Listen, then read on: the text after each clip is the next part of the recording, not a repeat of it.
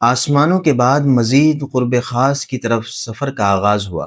اس بارے میں حضور اکرم صلی اللہ تعالی علیہ وسلم ارشاد فرماتے ہیں کہ پھر مجھے اٹھایا گیا سدرۃ المنتہا تک۔ یہ سدرۃ المنتہا ایک بیری کا نورانی درخت ہے۔ اس کے پھل مٹکوں کی طرح تھے اور اس کے پتے ہاتھی کے کانوں کی طرح تھے۔ جب اسے اللہ کا کوئی حکم پہنچتا ہے تو متغیر ہو جاتا ہے، اس کی حالت بدل جاتی ہے۔ اللہ کی مخلوق میں ایسا ایک بھی نہیں کہ جو اس کے حسن کی تعریف کر سکے۔ چنانچہ جبرائیل علیہ السلام نے کہا کہ یہ سدرۃ المنتہا ہے، تو حضور اکرم صلی اللہ تعالی علیہ وسلم نے ملاحظہ فرمایا وہاں 4 نہریں تھیں، 2 ظاہر تھیں اور 2 پوشیدہ تھیں۔ تو میں نے پوچھا اے جبرائیل یہ کیا ہے؟ تو عرض کیا کہ خفیہ نہریں جنت کی نہریں ہیں، اور جو ظاہر ہیں وہ نیل اور فرات ہے۔ حضور اکرم صلی اللہ تعالی علیہ وسلم فرماتے ہیں کہ پھر میرے سامنے بیت المعمور لایا گیا۔ اس کے بعد میرے سامنے 3 پیالے لائے گئے، ایک پیالہ دودھ کا تھا، ایک پیالہ شہد کا اور ایک پیالہ شراب کا تھا۔ تو حضور اکرم صلی اللہ تعالی علیہ وسلم نے دودھ کا پیالہ قبول فرمایا۔ تو جبریل علیہ السلام نے کہا کہ یہ فطرت ہے، آپ اور آپ کی امت اسی پر ہوگی۔ نبی اکرم صلی اللہ تعالی علیہ وسلم آسمانوں اور سدرۃ المنتہا کے بعد آگے سفر کرتے رہے، یہاں تک کہ ایک مقام پر پہنچے جس کو مستوی کہا جاتا ہے۔ وہاں آپ نے قلموں کے چلنے کی آوازیں سنی۔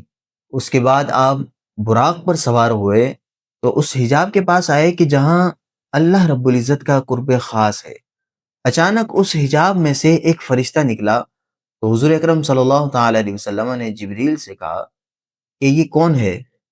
تو حضرت جبریل علیہ السلام نے عرض کیا کہ حضور اس ذات کی قسم کہ جس نے آپ کو حق کے ساتھ مبعوث فرمایا، بطور مکان کے میں تمام مخلوق میں سب سے زیادہ قریب ہوں، لیکن اس فرشتے کو میں نے اپنی تخلیق سے لے کر آج تک کبھی نہیں دیکھا تھا۔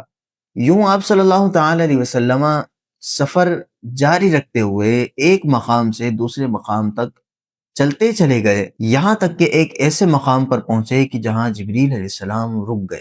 تو آپ نے حضور اکرم صلی اللہ تعالی علیہ وسلم کی بارگاہ میں عرض کیا کہ میں اس سے آگے نہیں جا سکتا، اگر ایک بال برابر بھی میں آگے گیا تو میں جل جاؤں گا۔ جبریل علیہ السلام کے رک جانے کے بعد حضور اکرم صلی اللہ تعالی علیہ وسلم اکیلے چلے۔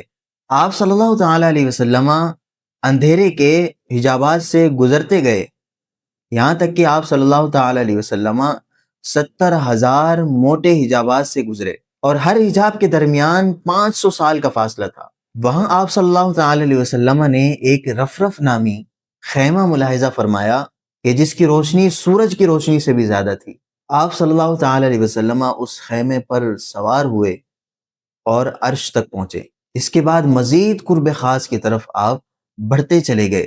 آپ صلی اللہ تعالی علیہ وسلم سے فرمایا گیا کہ میرے قریب ہو جائیے، میرے قریب ہو جائے گی، یہاں تک کہ 1000 مرتبہ فرمایا گیا، اور ہر بار حضور اکرم صلی اللہ تعالی علیہ وسلم مزید قریب ہوتے گئے۔ آپ صلی اللہ تعالی علیہ وسلم ہر بار پکارے جانے پر ترقی کرتے گئے، یہاں تک کہ دنا کے مقام پر پہنچے، پھر ترقی کرتے ہوئے فتدلہ کے مقام پر پہنچے، پھر مزید ترقی کرتے ہوئے مقام قاب قوسین او ادنا تک پہنچے۔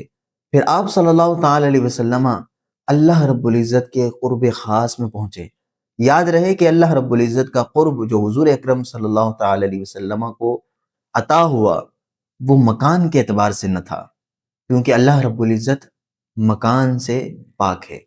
اس کے بعد آپ صلی اللہ تعالی علیہ وسلم نے اللہ رب العزت کی بارگاہ میں سجدہ کیا، کیونکہ سجدہ مزید اللہ رب العزت کے قریب کر دیتا ہے، جیسے کہ حدیث مبارکہ کا مفہوم ہے کہ حضور اکرم صلی اللہ تعالی علیہ وسلم نے ارشاد فرمایا کہ بندہ اللہ سے سب سے زیادہ قریب سجدے کی حالت میں ہوتا ہے۔